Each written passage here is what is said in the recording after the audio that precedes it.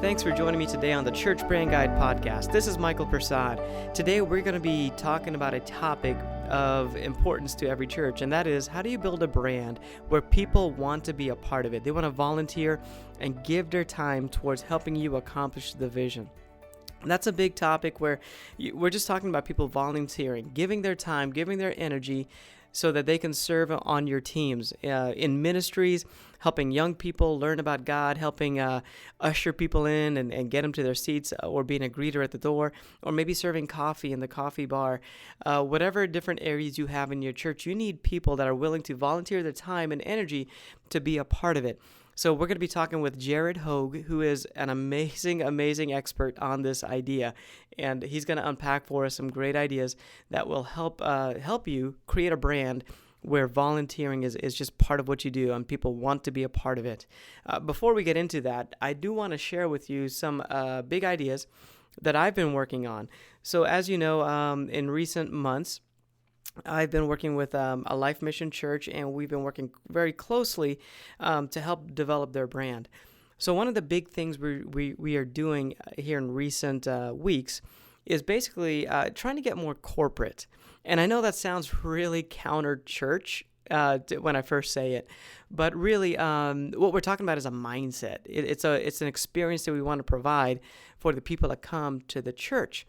And what happened is that I just began to realize as I was working in there that there was this mindset that was kind of this local mindset, and we needed to get a little bit more corporate in how we approach things.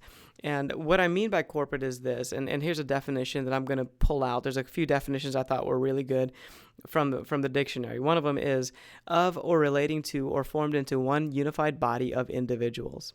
Love that definition. I think it really describes what a church is all about. A bunch of individuals coming together in order to serve a common vision, or going in the same direction with whatever they have. Another definition is to form into a body. I love that. That again ties right back into what a church is. And the Bible talks about us being one body, many parts. One other definition was authorized to act as a single entity. So all these definitions really point to the idea of having a mindset of just working together. Another way to put it is to have an experience that is well orchestrated. Experience that when somebody comes into your church environment, it's a very consistent experience that speaks towards the vision of the church, and they can see that, they can feel it. Even if they don't understand it fully, they have a good feel that this church has a plan and a purpose and is going somewhere. You know, recently I visited a church that I think does a really good job of this, and you may have heard of them before. It's Life.Church. Life.Church is pastored by Pastor Craig Groeschel, and they have 26 campuses all across the country as of right now. So their goal is to keep on going, to keep on planting campuses. So they have a new campus in Overland Park, Kansas, which I visited, and I thought it was just a really neat experience. When you walk in there, it almost felt like a hotel in how it looked. Just in the fact that everything was well orchestrated. The look and the feel felt really good, well put together. The fonts were consistent with what was on the screen. It was the same font as you saw on a poster on the wall, or the T-shirts that people were wearing had the same font on it. The colors were very consistent. The presentation of everything, all the messaging was very consistent, had a great feel to it, made you feel like this was very well thought out. The people, when they interacted with me, they just were kind of pushing me in the same direction in a very good way. They were trying to get to know me and then help me get my kids to the right place, or maybe come to their newcomer class. I forgot what they called it, but it was like a class where you get orientated into the church. So they were very well orchestrated in trying to get me to the right place and help me become a part of the church.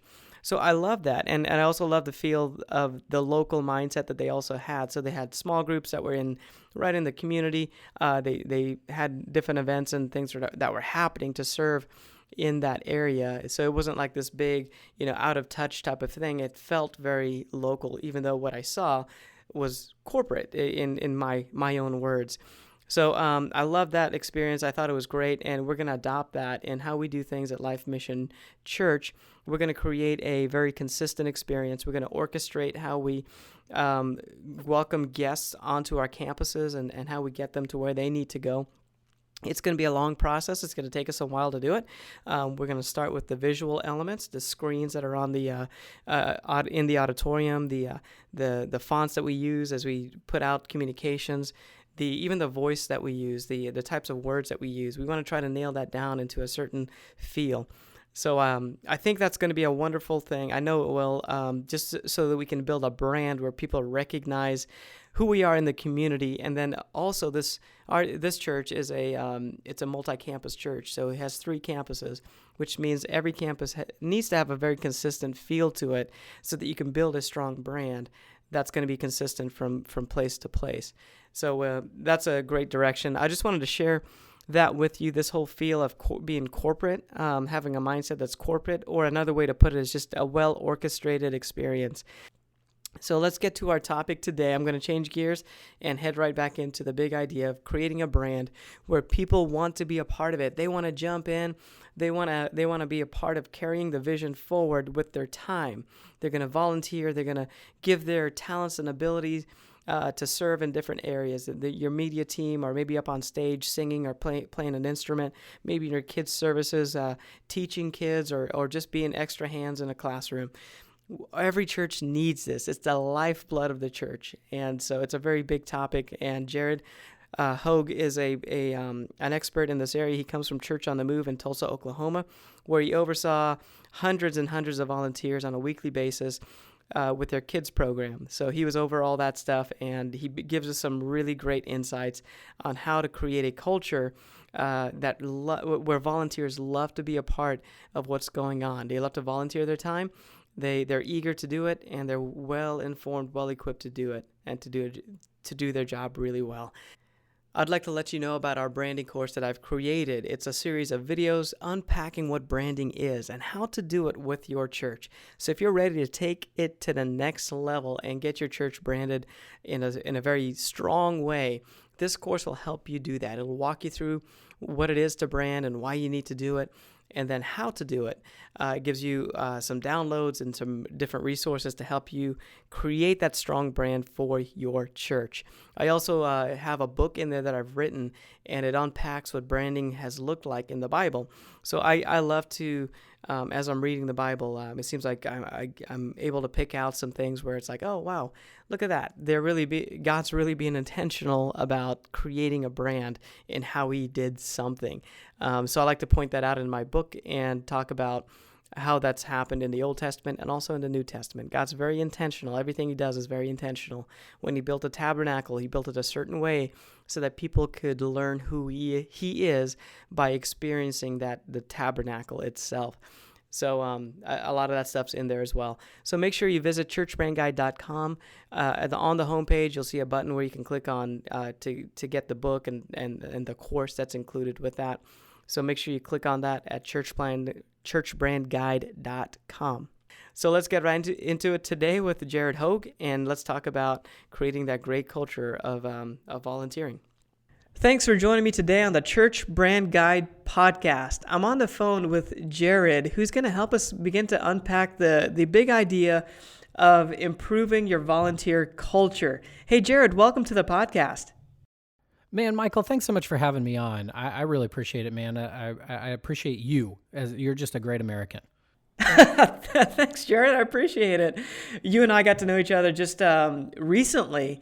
And man, I tell you what, just hearing a little bit about your background, what you're all about, what you're trying to do, was just very inspiring, and just I really appreciated it. Can you maybe share some of that with our audience?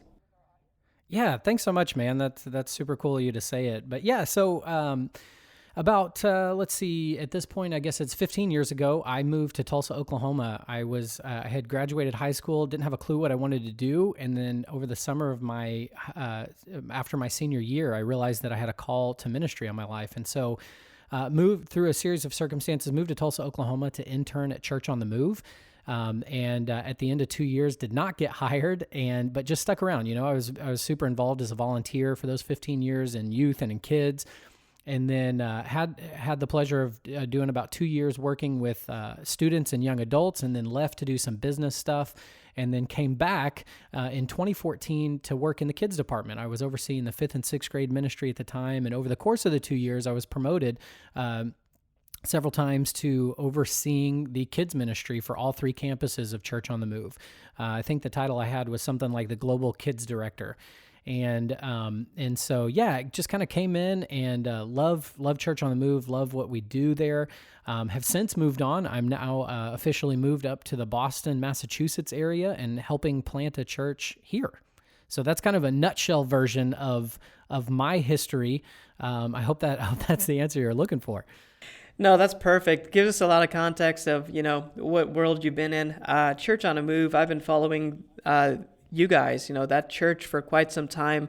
They are a wonderful, church that just shares ideas, freely just puts it out there so that other churches can become better.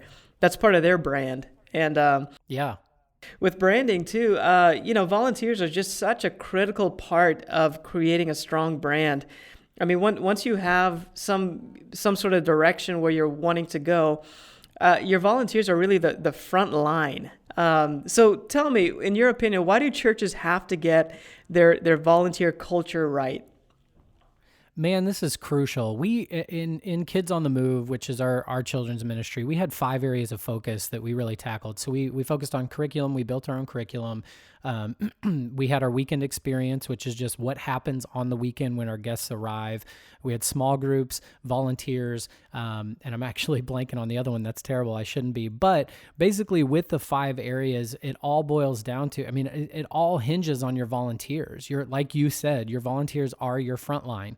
And the studies show, you hear different people say different things, but people make a decision if they're coming back to your church, your business, whatever it is, within 12 minutes of being on your property. And that starts as soon as they pull onto the property. And so most churches are not employing staff members to be out in the parking lot, directing traffic and helping first-time visitors get where they go, not to mention then when you walk in the doors and you've got greeters there at the doors, and then they go to kids check-in if it's a family and they're coming to check their kids in. And again, all of these positions are run by volunteers. And I'm not saying anything new here. Everybody knows that. But they're interacting with these volunteers, and as passionate as you may be about your ministry or your what it is that you've got going on there, if your volunteers aren't setting that example as soon as people get there, there's a chance you're going to run these people away. And so it's crucial that we get our volunteers right. Absolutely. Yeah, the Home Depot has a kind of a philosophy that I heard of a while back, and it really applies to churches. They, the CEO of Home Depot was kind of sharing, I think it was on a podcast one time, and he was just talking about how the employees that work the registers and that are stocking the shelves are the most important thing that they can pour into, because they're the first contact with the customer. And yeah. So what you're saying with the volunteers is so true. When somebody first comes onto the property, before they even hear a message, they're encountering, the volunteers that are helping to welcome them into the doors or give them some coffee, that type of thing. So yeah, we have to get it right. If you're going to build a strong brand with your church, then that's a big idea that you have to get right. So Jared, can you help us maybe unpack what you've done in the past to help build a strong volunteer culture? Man, I'm happy to, and please make no mistake about it. I'm not an expert in this. We had some. I have to give the credit to God. I'm not trying to be spiritual or cliche or anything like that. God really placed some gifts inside of me and our team and the people that we worked with to make this happen. And it really was a team effort. It wasn't just me. And so I can't take full credit for this, but we just had an amazing team that was willing to jump behind a vision and run with it. And so, man, I love the reference there you had with Home Depot. I'm an avid Home Depot fan. Given any opportunity to go to a hardware store, I'm going to Home Depot. And it's exactly what you just said. It's because they're people. I've walked into some of their competitors, and it's almost as though their employees try to avoid you. I mean, they're so busy doing something that they don't have time for the customer, which is just mind-blowing because the customer is the one ultimately paying their salary. And so as Sam Walton said it best, that your customer can fire you at any moment by going and spending their dollars elsewhere. And I'm one of those crazy people that thinks that business and the church really aren't that different, that really they are the same thing. And so like you were talking about with Home Depot, the same thing is true at our place, in that we can't have employees, or in our case, volunteers that are just congregating among themselves. They've got to be willing to break that circle, if you will, and look for people that kind of walk in with that deer in headlights look. And one thing I love about Home Depot, again, to jump back to this before I really jump into what I was planning on talking about here, is that their people will stop whatever they're doing and walk you to whatever you need to find. If you ask a Home Depot employee for something, they're not just going to point. They're not just going to tell you it's over on aisle 35. They're going to walk you to that, whatever it is that you're looking for. And that's one of the biggest reasons why I love Home Depot, is because of that. And so we've got to do the same thing at our church. And this is something that even came from my boss, Pastor Greg Scott, is we're not just going to point, because we know the lay of the land at our church, and you may too at your church. But when someone else comes, they don't know it like you know it. And if you don't have amazing signage, and even at that, even if you do, there's still something about walking people to a classroom. And I can't tell you how many times we would do this, that somebody would walk through and we had permission from our leadership to drop what we were doing to walk them where they needed to go, because our church was set up, it was basically a giant box. Like, it was actually really easy to navigate. But I say that having 15 years experience navigating this place. And so when someone else walks in, they don't know that it's just in the shape of a giant box. And so we trained our first responders, basically we called it our family host team. These were our check-in teams, that you don't point, you walk people where they need to go. And so basically dropping whatever you need to do. That's just kind of a little side nugget there. But man, getting your volunteer culture, it's vital. Just like what you're talking about there. I love the Home Depot reference just because they get it right. And there's so many businesses and I'm not trying to bash them, but like if you go into Walmart, it's almost like you're inconveniencing their employees when you ask for something. And that's so unfortunate. It's so unfortunate, because I know that's not how Sam Walton originally intended it to be at Walmart in particular. And so that kind of stuff is crucial. But as far as like volunteer culture goes, one of the biggest things, and this may sound, you've probably heard this before, this isn't going to be anything earth-shattering, but for us, one of the things that began to change our volunteer culture, and to give a little bit of context to why we changed our volunteer culture. So just a few years ago, really over the past decade, we had gone to much more of a production-heavy service for kids on the move. So preschool and elementary were airing more, and really just church-wide was very production-heavy. And this is something that has kind of run rampant now in the church world, and it's kind of packaged under the idea of excellence, that we want to put on the best that we can. And that's great, and I think we should. God deserves our best. But one thing we kind of ran into is that our volunteers were falling into this place of they were just there, at least in our elementary environments and kind of even in our preschool environments, they were just there holding a door. They were kind of crowd control, making sure no one escaped. And don't get me wrong, safety was our number one priority and still is to this day. It is vital that your children's classrooms are safe.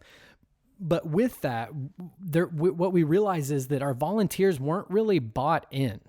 They weren't really engaged in what was going on. Don't get me wrong, we had some amazing volunteers that stuck with us through this time, but we wanted to start giving them more ownership. And that when you come, we don't just want you to hold a door. We don't just want you to be crowd control. I mean, for all intents and purposes, you need to be somewhat of a pastor in these kids' lives. And so going from the production-heavy environment to more of a volunteer-driven, relational environment where small groups were the primary thing, we had to make some adjustments. We had to make some changes because, for one, we used to be in one big room where 1st through 4th grade was all in that one room. So on any given service, we would have 300-400 kids in one room. Well, everything that went on the stage basically was staff. There were a handful of volunteers that helped with it, but for the most part, it was staff making all of that happen. Well, when we went to the more relational, small group driven environments, we broke into smaller environments. And so now you've got a first and second grade room, a third and fourth grade room, and a fifth and sixth grade room, and when it comes to elementary in particular. And so unless you just have an exorbitant budget, you can't really pay to staff all of that. And so we wanted to give more ownership. I mean, like I said, I was a high-level volunteer for many, many years in this children's ministry. And so I wanted to give ownership to our people. I knew we had some untapped talent that we weren't really reaching. And, it all goes back to Ephesians 4:12. Our job is to equip the saints. If you work in the ministry, your job is not to do all of the ministry. Your job is to equip the saints to do the work of the ministry. And I love how my boss, Pastor Greg Scott, would put it, is that Jesus is doing his greatest work today from a seated position. He's given away ownership of the church to these very fallible people that make mistakes. And if Jesus can do it, why can't we? And so that's the transition we started going through, was giving away the ownership of the ministry. And so we made some changes, and we, not to be crass, but one of our primary things when it came to our communicator, our singer program, and our production program, at the beginning of 2015, when I took over elementary, we had maybe 25 volunteers total among those three teams. And we kind of started making some changes. We started calling gifts out in people. We started just recognizing that, hey, I think you could do this. I think you could try this. And so giving people an opportunity to communicate from the stage. And with that, if you want to, we can talk about this in a little bit, but we had a system in place for this. We didn't go from someone who's never spoken to they're doing a message next week. We didn't do that. There's definitely some wisdom that comes into play with this, and some uncomfortable conversations that come into play with this. But we just started calling gifts out in people and saying, hey, I think you should give this a shot. I think you'd be good at this. And it would be met oftentimes with some resistance. I remember one guy in particular, his name's Kent, and he's actually on staff now on the Kids on the Move team.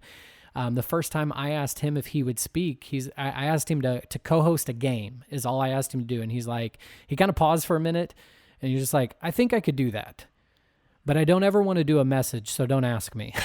And then you fast forward, though, 6, 8, 12 months, he was doing messages. And I'm like I said, I'm happy to talk about our system for how that all worked. But really, over the course of 18 months, Michael, we went from, like I said, 25 volunteers on our communicator, singer, and production teams to 127.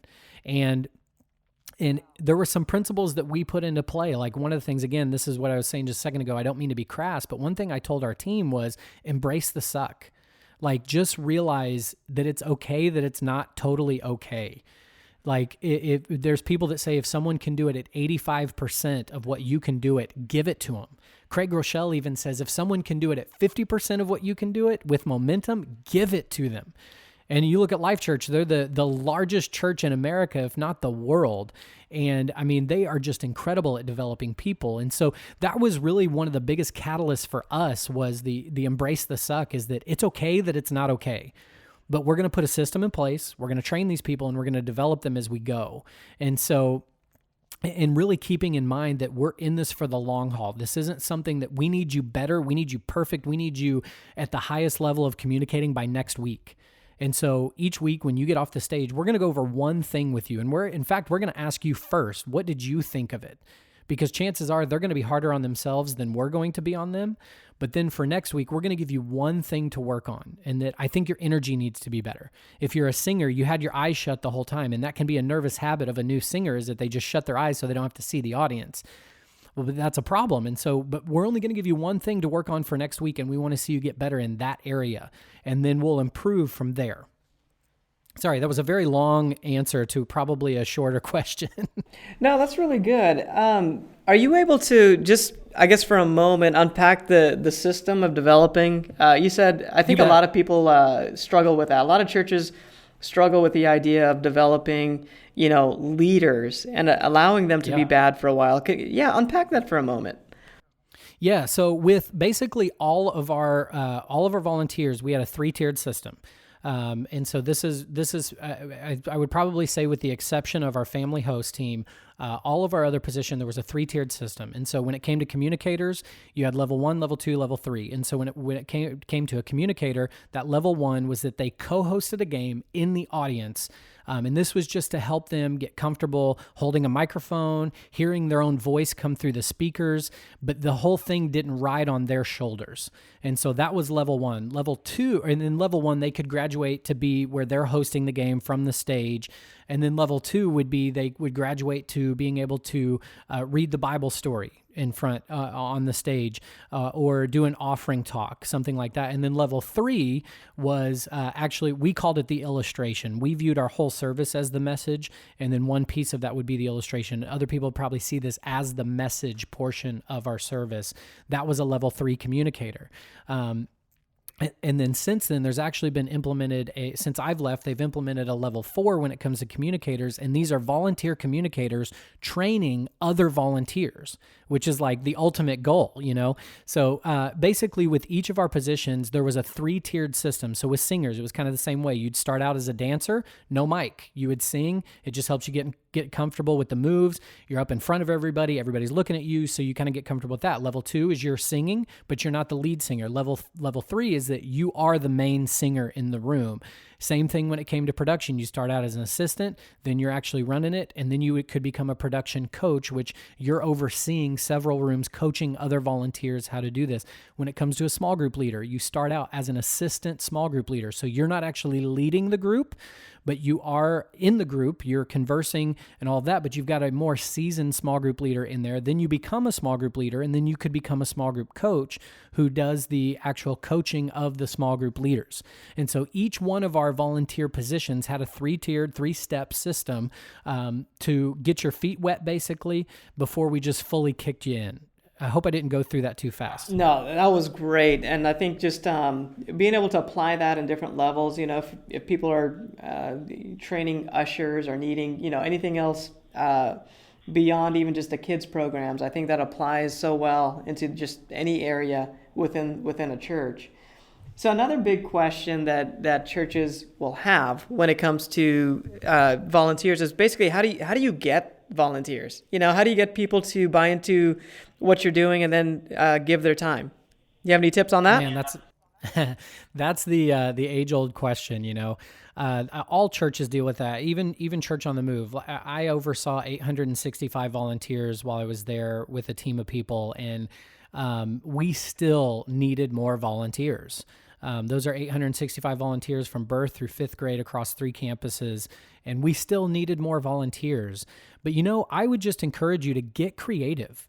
Don't expect your senior pastor to make an announcement from the stage on the weekend every time you need volunteers. Go do something. The Bible promises that anything you put your hand to will prosper. Go put your hand to something.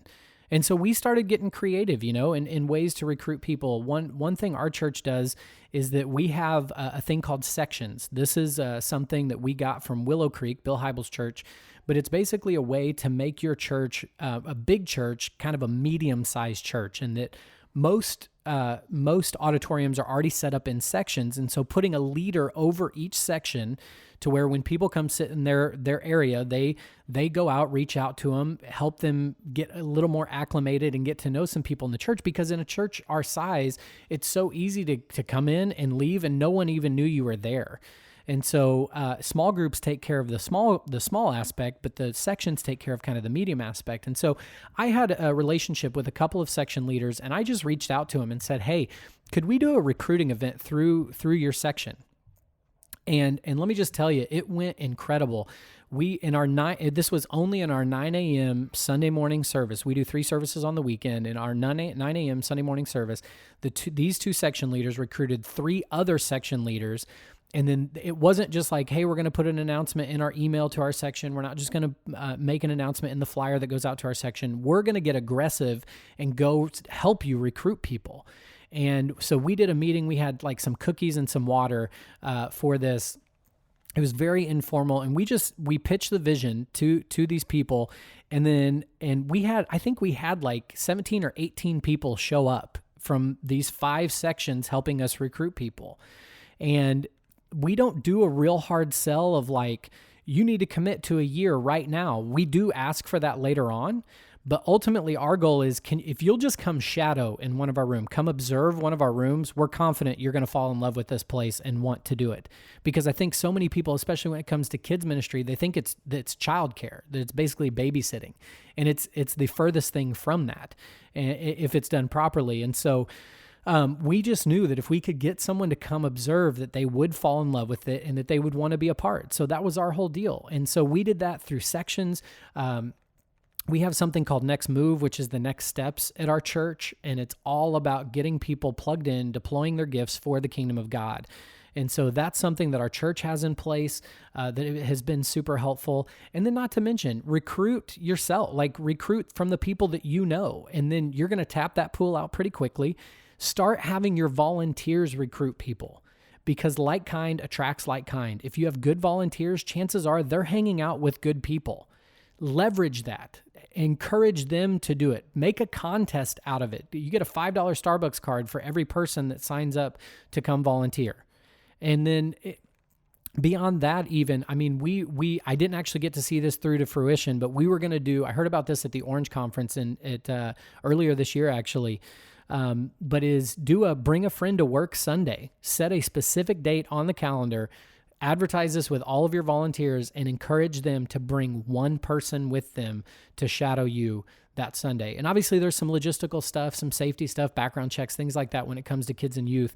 But things like this, they're very simple, but can provide some amazing results for you in terms of recruiting people. Gotcha. So I think a part of that too is that as staff and as leadership, you've got to build something that people want to be a part of, and totally where they're well trained to be a part of it. And I guess in my experience, that's the training has been a big deal, because if somebody is not well equipped, then they don't want to stick around.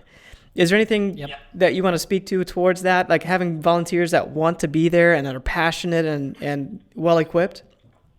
Yeah, man. So for us, when it came to our volunteers, we said all the time, volunteers are our gold. And then there were 3 steps to make that happen: vision, training, and appreciation.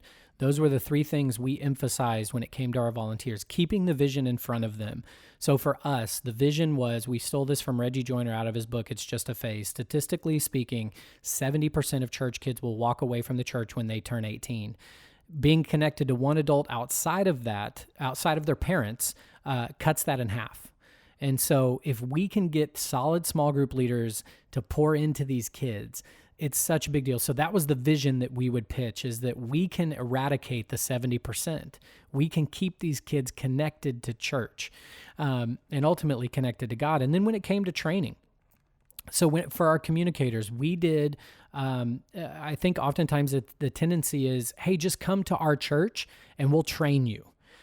Well, we wanted to find ways to go to them. And so we started developing these short 2 to 3 minute videos. And we would then send them out to our people where here's a tip for communicating. And it's just one thing. It's just one thing on being a better communicator. And if you apply this weekend, it would always end with an action step that here's what you can do this weekend to become a better communicator. And so that was a big deal. Another thing we deployed was it's called the Next Gen Podcast, where you can go listen to this. It's on iTunes. I believe it's in Google Play. It is not intended for anyone except for the leaders, the Next Gen leaders of Church on the Move. That's it. And it's a place where we talk about our areas of focus, our small groups, our weekend experience, our curriculum, things like that, where you don't have to come up and give up another evening of your night. This is something you can listen to in the car ride on the way to work. And so things like that. And then the other things, just the very hands-on training, here's the one thing I see that you could do better.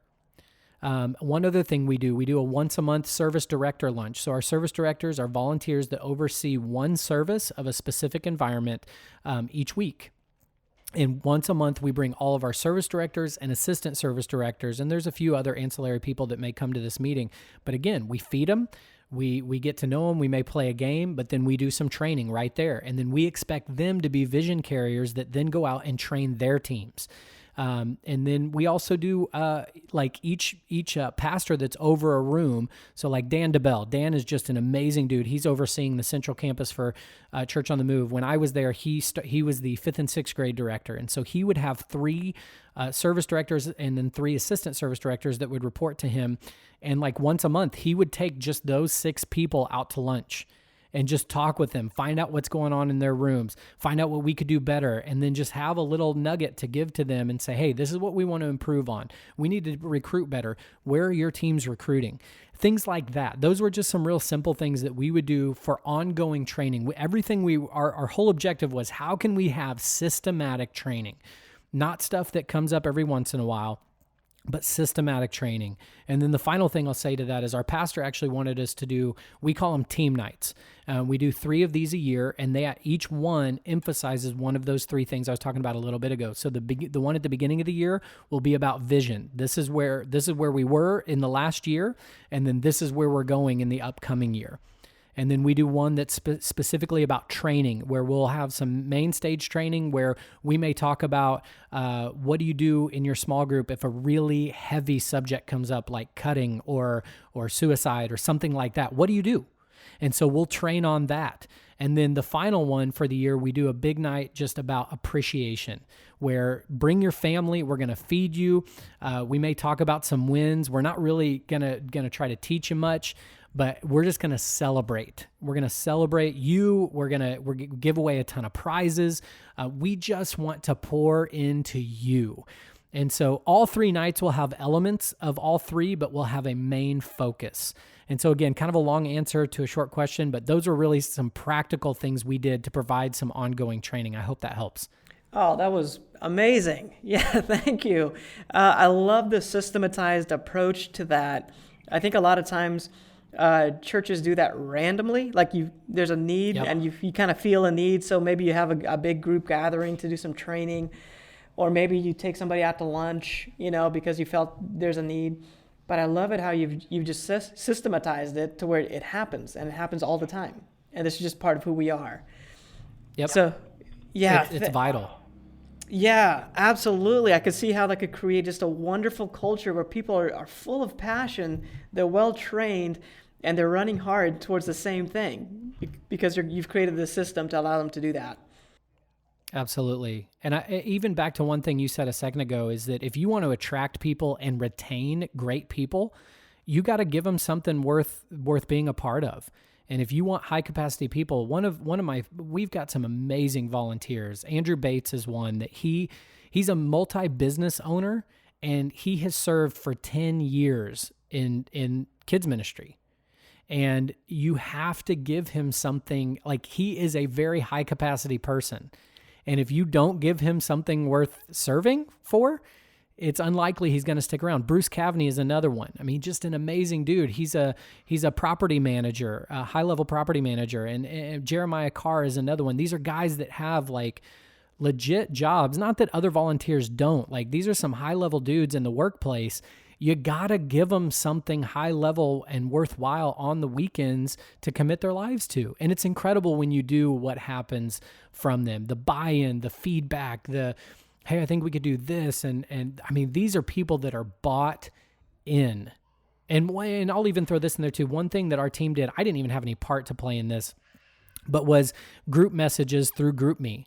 And then we're able to see those conversations, but volunteers leading the way, casting vision, encouraging the team. It's just amazing when you give the ministry away, how these people own it. It's just incredible. And that's a topic for another day, but it's just amazing what you see from these volunteers who are bought in. I mean, they are bought in. It's incredible. But I think to just sum it up, I mean, creating a great brand for a church is all about focusing on your volunteers. One of the things that you said is that volunteers are gold. And I love that because it's such a visual, tangible way to view your volunteers and your volunteer culture. And you have to be very intentional to have a strategy that creates an attractive environment, and then train people up so that they're very passionate about what they're doing in your church. And the result of that is going to be I tell you what, just an awesome environment where people just want to come and check out what's going on. So Jared, let me ask you: what's a good way for people to connect with you? What are some projects you're working on, maybe that we can be aware of? Yeah, for sure. So you can catch me over at creativesheep.org. Again, that's creativesheep.org. It's a media company that my business partner and I own, where we create video and graphic design elements for churches all over the world. And in fact, right now, if you go and in exchange for your email address, you can get any of the products that are up there for free, completely free. We've got some great seasonal stuff up there for Christmas, Easter, Mother's Day, Father's Day, as well as just some year-round stuff. Some great countdowns, sermon illustrations, things like that. Feel free to check that out. We'd love to connect with you that way. You can fill out the form to connect with me, and I believe my phone number and email address are on there as well. So happy to connect with you there. But creativesheep.org is probably the quickest way for anybody to get in contact with me. All right. Well, thanks for sharing that. And I want to encourage everyone to check out Creative Sheep. I love that name, by the way. Thanks, man. Absolutely I love appreciate it.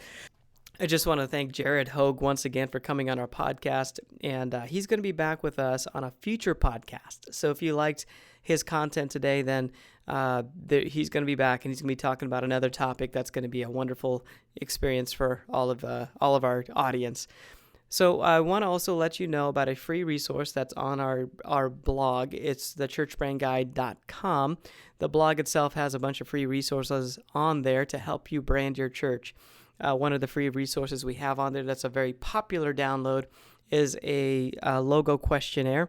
So it's basically a document that you can download.